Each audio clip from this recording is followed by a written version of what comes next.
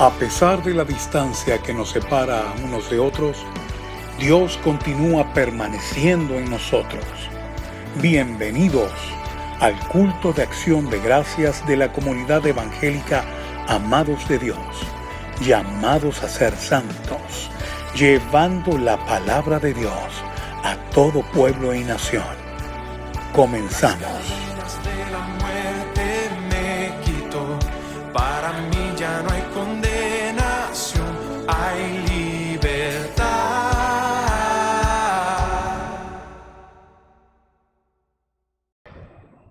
Le damos gracias a nuestro Señor Jesucristo por una vez más estar por estos medios. Realmente es de gran bendición poder predicar el Evangelio y que el Evangelio de nuestro Señor Jesucristo, de nuestro Dios Padre, del Espíritu Santo, pueda llegar a cualquier parte del mundo tan solamente por un teléfono, por una computadora, y bueno, y el Evangelio se siga extendiendo para la gloria y honra de Dios. En esta mañana vamos a tener la palabra de Dios en Mateo, su capítulo 5, versículo del 1 al 4. Pero antes vamos a hacer una oración para que sea Dios ministrando a través de su palabra. Señor, te adoramos, te bendecimos, te damos toda gloria, toda honra, toda alabanza, todo poder y toda majestad. Aquí nos encontramos, Señor, delante de tu presencia, Padre. Mira cada persona, Señor, cada hermano, cada hermana, Señor, cada amigo, cada amiga, Señor, cada familiar, Señor, que va a ver, bendito Dios, este video, Señor, que va a escuchar esta palabra. Yo te pido, Señor, que seas tú preparando sus corazones, sus mentes, Señor, y que puedan ser pobres en espíritu, Señor, que puedan reconocer la necesidad que tienen de ti, Señor, que puedan, bendito Dios, arrepentirse de sus pecados, de sus maldades, Señor, y puedan ser contristados por tu Espíritu Santo, Señor, y puedan accionar conforme a ellos, Señor. Te lo pido en el poderoso nombre de tu Hijo amado Jesucristo, Señor, y te doy gracias por esta hermosa oportunidad y por cada una de las vidas de nuestros oyentes. Asimismo, hermano, hermana, amigo, amiga, familiar, vamos a tener la lectura de la palabra de Dios en el capítulo 5 del versículo 1 al 4. Y dice la palabra de Dios de la siguiente manera: viendo la multitud, subió al monte, y sentándose vinieron a él sus discípulos, y abriendo su boca les enseñaba, diciendo: bienaventurados los pobres en espíritu, porque de ellos es el reino de los cielos. Bienaventurados los que lloran, porque ellos recibirán consolación. Como estuvimos en la última oportunidad, estuvimos un poquito interpretando el verdadero concepto de lo que significaba pobre en espíritu. Ahora vamos a tener una pequeña palabra en la segunda bienaventuranza que dice: bienaventurados los que lloran, porque ellos recibirán consolación. Ahora, nosotros podemos ver aquí el contexto en el cual el Señor Jesucristo nos da esta palabra. El contexto era que el pueblo de Israel, como todos sabemos, en ese tiempo se encontraba ocupado, dominado, conquistado y oprimido por el Imperio Romano. Ahora, estos judíos, estos israelitas que estaban en ese momento, nosotros podemos saber que ellos anhelaban ser bienaventurados. ¿Qué significa bienaventurados? Significa ser felices. Ellos anhelaban la libertad del Imperio Romano y sobre todo anhelaban el ser felices.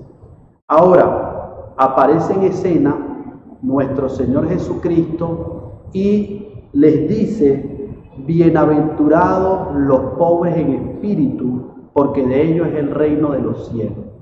Esto debe haber causado una implosión impresionante en cada israelita, porque no era lo que ellos esperaban. Ellos esperaban a un hombre, a un rey, ellos esperaban a un guerrero, esperaban a un luchador, esperaban a una persona que de alguna manera opacara a lo que era al emperador romano de aquel tiempo. En vez de eso, tuvieron a un hijo de carpintero, al Rey de Reyes y Señor de Señores, pero que vino como un cordero a dar unas enseñanzas acerca de lo que es la verdadera bienaventuranza, lo que es la verdadera felicidad. Ya ellos tuvieron un choque con la primera bienaventuranza. Y ahora la otra bienaventuranza, que es la que vamos a hablar hoy, bienaventurados los que lloran, porque ellos recibirán consolación, es aún más confusa para ellos. Nosotros podemos ver que la felicidad para el mundo y para esos israelitas era hasta cierto punto poder cumplir sus deseos físicos cuando ellos quisieran, como ellos quisieran y donde ellos quisieran. Pero nuestro Señor Jesucristo nos enseña que allí no está la verdadera felicidad. La verdadera felicidad, primero le dice, está en reconocer que somos nada ante Dios, que somos nadie ante Dios. Y la segunda bienaventuranza dice, bienaventurados los que lloran, porque ellos recibirán consolación. Vamos a tener, y lo leímos en la última predicación, con relación a bienaventurado, qué significaba ser pobre de espíritu, y leímos con relación a la pesca milagrosa. Vamos a leer este capítulo nuevamente, parte de este capítulo en el Evangelio según San Lucas, capítulo 5, del versículo 1 en adelante, y después vamos a leer el libro de Isaías, capítulo 6, también del versículo 1 en adelante.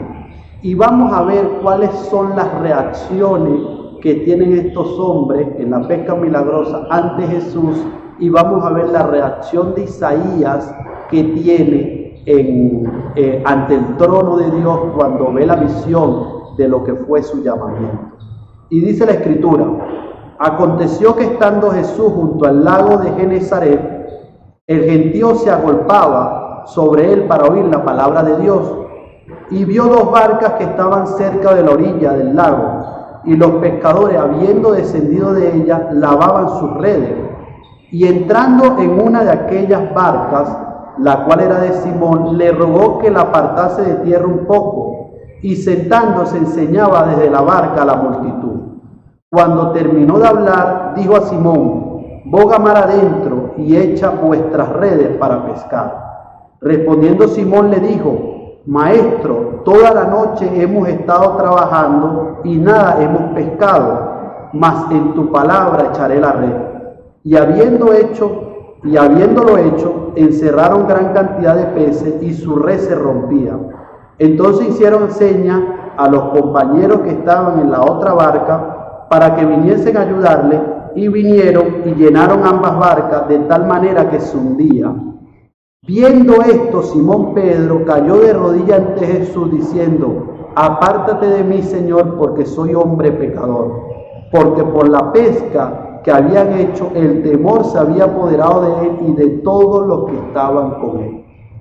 Podemos ver en esta escena que nuestro Señor Jesús está enseñando y llegan los pescadores con dos barcas. Nuestro Señor Jesucristo le dice a Pedro que se fuera mar adentro, o se bogara un poco hacia la profundidad del mar, cerca de allí, y que echara la red. Y Pedro le responde: Señor, toda la noche hemos estado pescando y no hemos podido tener ningún fruto. Sin embargo, en tu nombre yo voy a echar la red. Y así lo hizo. Cuando él lo hace, dice que tuvo que llamar a otros pescadores para que le ayudaran, porque la red se rompía de tantos peces que había. Pedro interpretó, Pedro pudo identificar ahí quién era nuestro Señor Jesucristo, el mismo Dios, y dice que tuvo temor y le dijo al Señor: Señor, apártate de mí, porque soy hombre pecador.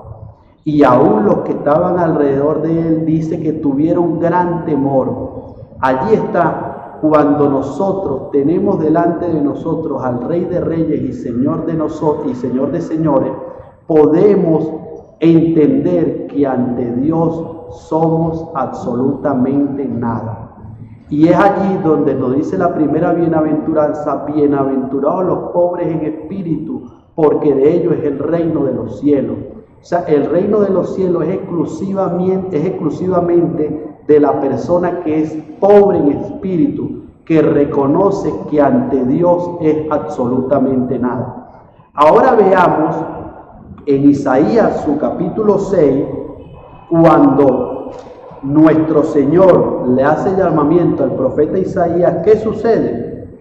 En el año que murió el rey Usías, vi yo al Señor sentado sobre un trono alto y sublime, y sus faldas llenaban el templo.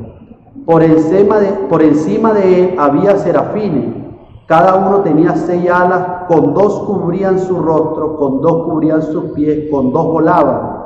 Y el uno al otro daba voces diciendo: Santo, Santo, Santo, Jehová de los ejércitos, toda la tierra está llena de tu gloria, o de su gloria. Y los quiciales de las puertas se estremecieron con la voz del que clamaba, y la casa se llenó de humo. Entonces dije: ay de mí, que soy muerto, porque siendo hombre inmundo de labios y habitando en medio de pueblo que tiene labios inmundos, han visto mis ojos al Rey, al Señor de señores y a Jehová de los ejércitos. Vemos que en Isaías, el profeta Isaías, cuando ve el trono de nuestro Señor y ve a nuestro Señor sentado en su trono, tuvo la misma reacción que tuvieron Pedro y los que con él estaban cuando la pesca milagrosa. Ellos reconocieron delante de Dios que son nada. Fíjense que dice: soy hombre muerto, porque de alguna manera u otra, cuando estamos delante de Dios, y lo dice Efesios, su capítulo 2, del verso 1 en adelante, nosotros nos encontrábamos muertos en nuestros delitos y en nuestros pecados, pero por su gracia y por su misericordia Dios nos dio vida. Y esto es lo primero que el Señor le enseña a los israelitas en ese momento. Ahora fíjense que pasamos a la otra bienaventuranza. Cada bienaventuranza se sucede de la otra, porque una se da, viene la otra, y viene la bienaventuranza. Viene la bienaventuranza. Bienaventurados los que lloran, porque ellos recibirán consolación. Figúrese el versículo 5, donde Isaías dice: entonces dije, ay de mí. Ese ay se refiere a una tristeza, a un dolor, se refiere a un lloro espiritual. Nosotros podemos identificar básicamente 3 tipos de lloro. Hay 2 lloros de los cuales se dan, que no es lo que nos habla nuestro Señor Jesucristo aquí. Tenemos un primer lloro, que es un lloro natural. Por ejemplo, se da, y vamos a buscarlo, en 2 de Samuel, su capítulo 12, su versículo 11, su versículo 5 y 6. Vamos a ver la historia, en medio de la historia de David, cómo él llora por una pérdida que él tiene, que es el lloro que tenemos cada uno de nosotros los seres humanos cuando perdemos un ser querido. Nos entristecemos y lloramos porque, oye, se ha ido esa persona. Y bueno, es un dolor natural, es un llanto natural. Vemos aquí. Entonces se encendió el furor de David en gran manera contra aquel hombre. Fíjense. Y dijo a Natán: vive Jehová, que el que tal hizo es digno de muerte, y debe pagar la cordera con 4 tantos, porque hizo tal cosa y no tuvo misericordia. Esto es cuando Natán, de alguna manera u otra, confronta a David, pero después vemos que aquí el Señor le dice, o él mismo da una sentencia a la persona que había matado a la cordera, en la parábola que el profeta Natán le indica, y que debía de pagar lo que había hecho 4 veces. Bueno, en este caso David tuvo que pagar 4 veces la vida que él había tomado por su culpa. El primer pago que tuvo que hacer fue que el primer niño que él tuvo murió, que es el niño que él tuvo con Betsabé. el primogénito de ellos, entre comillas, antes de Salomón, murió. Fue uno de los primeros tantos que tuvo que pagar. Después vino la violación de su hija Tamar. También fue otro de los tantos que tuvo que pagar. Después vino el tercer tanto, que fue el asesinato de Amnón, que era otro hijo de David. Y luego vino la muerte de Absalón, que es donde David llora. La escritura dice que lloró amargamente, tanto que los mismos soldados de David tuvieron pena por haber ganado la batalla contra el propio Absalón, que era el que se había levantado en contra del rey David. Y dice allí, veamos si lo podemos encontrar aquí, es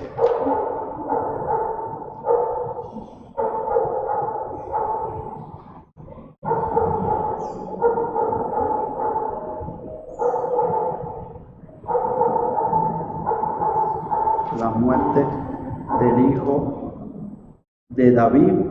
Vamos a ver dónde lo tenemos.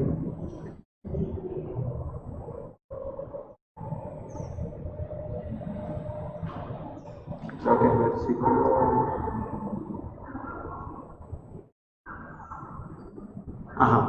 Dice, el rey entonces dijo al etíope, el joven Absalón está bien. Y el etíope respondió, como aquel joven sean los enemigos de mi señor el rey, y todos los que se levanten contra ti para mal.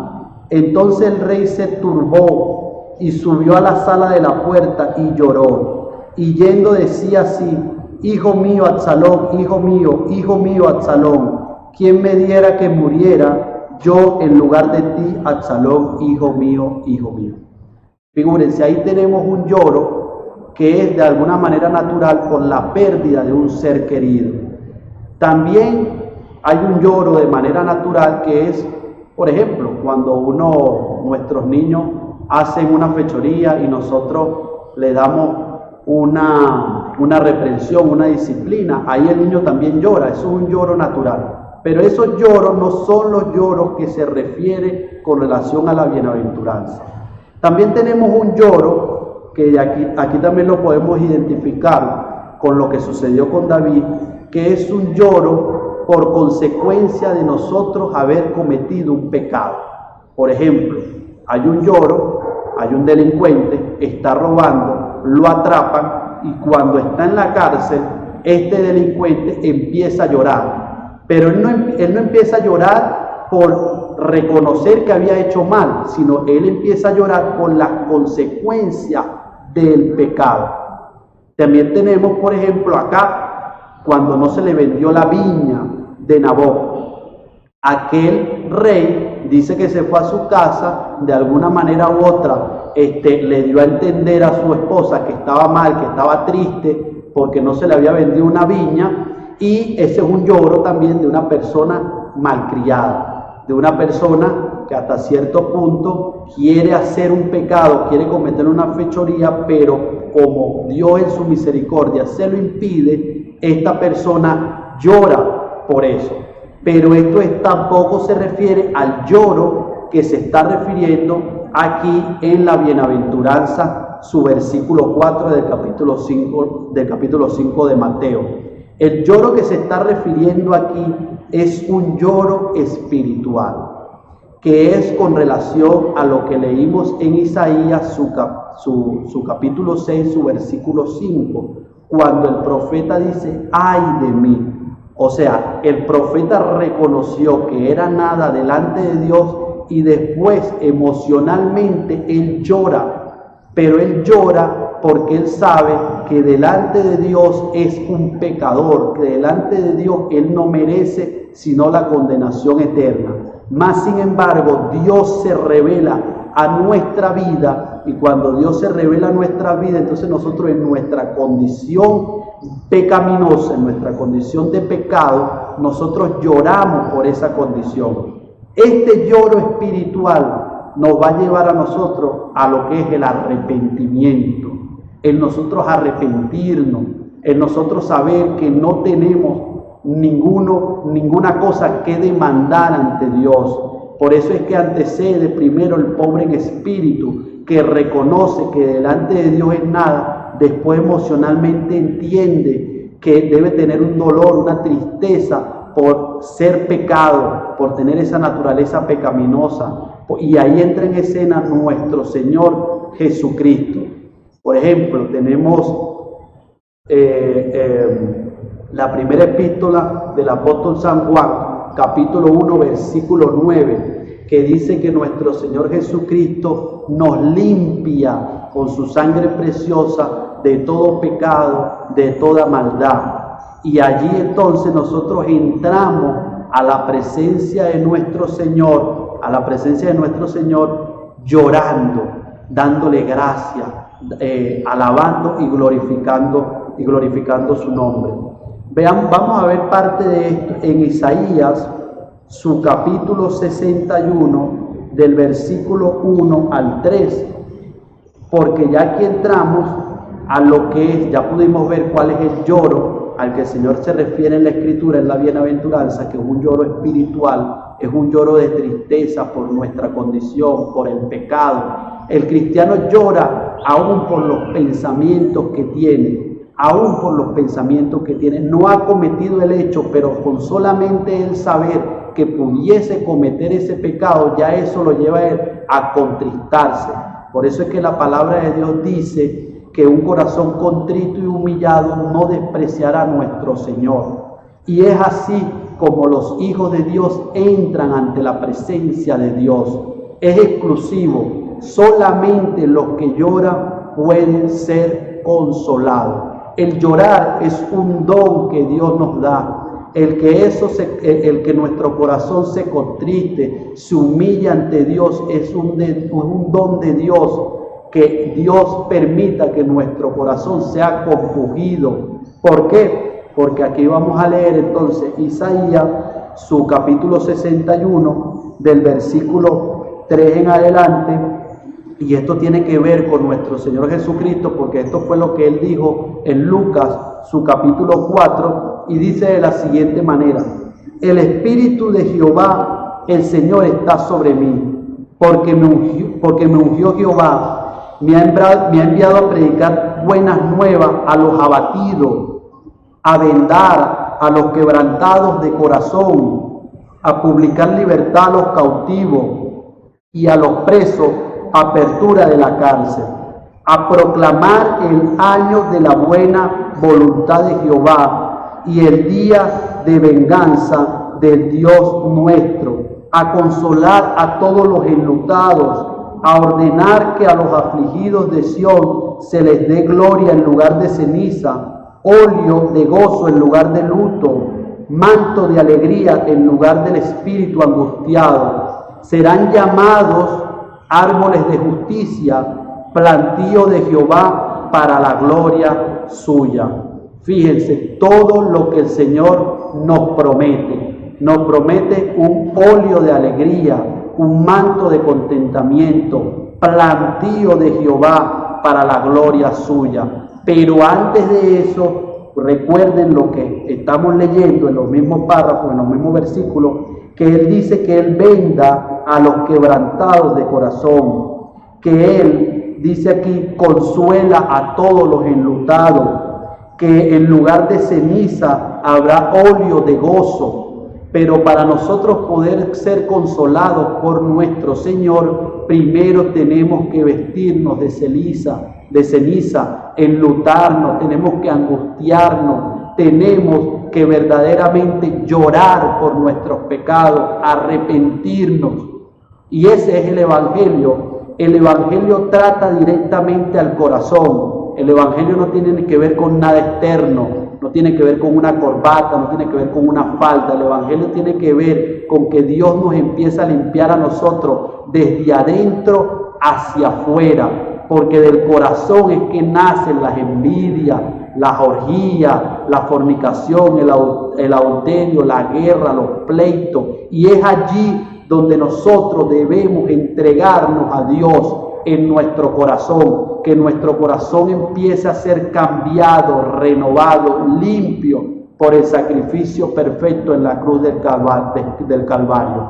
Es allí donde nuestro Señor Jesucristo, dándonos un preámbulo de todo esto, entrando nosotros en el reino de los cielos, es cuando dice en Apocalipsis, su capítulo 21, su versículo 4, que podemos ver que nuestro Señor Jesucristo deja lo mejor para lo último. No es como algunos que hacen fiesta, que dan lo primero que dan es lo bueno, lo agradable, y después empiezan a sacar lo que les queda, lo que les sobra.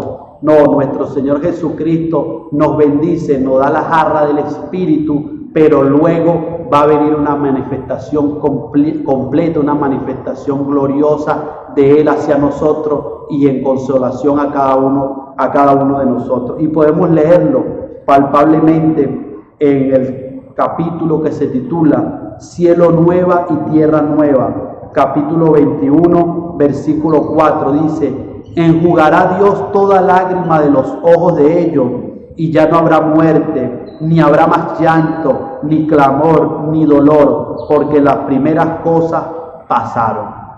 Aquí, lógicamente, nuestro Señor habla en pasado, porque Dios está en un eterno presente. Pero para nosotros es de la siguiente manera: enjugará Dios toda lágrima de nosotros. Ya no habrá más muerte, ya no habrá más llanto, ya no habrá más clamor ni dolor, porque estas primeras cosas pasarán. Esto que nosotros estamos viendo y los acontecimientos que están pasando, esto va en un abrir y cerrar de ojos, va a cambiar. ¿Y qué debe hacer usted? Dice la palabra de Dios: buscar a Dios mientras pueda ser hallado. Todavía hay oportunidad. Todavía tú puedes reconocer que necesitas de Dios. Todavía tú puedes humillarte ante Dios y reconocer que necesitas de Él y llorar por tu pecado, llorar por tu condición, llorar por tu corazón malo, perverso, y presentárselo a Dios en sacrificio vivo para que entonces entres al reino de los cielos y el Señor pueda consolarte.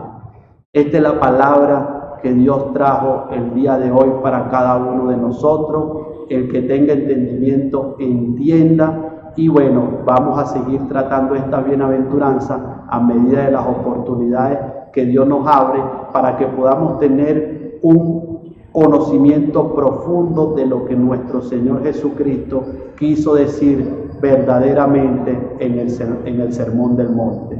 Dios le bendiga, la gracia, la paz, la misericordia de Dios sea sobre su vida, y estamos en contacto y a la orden. Un abrazo.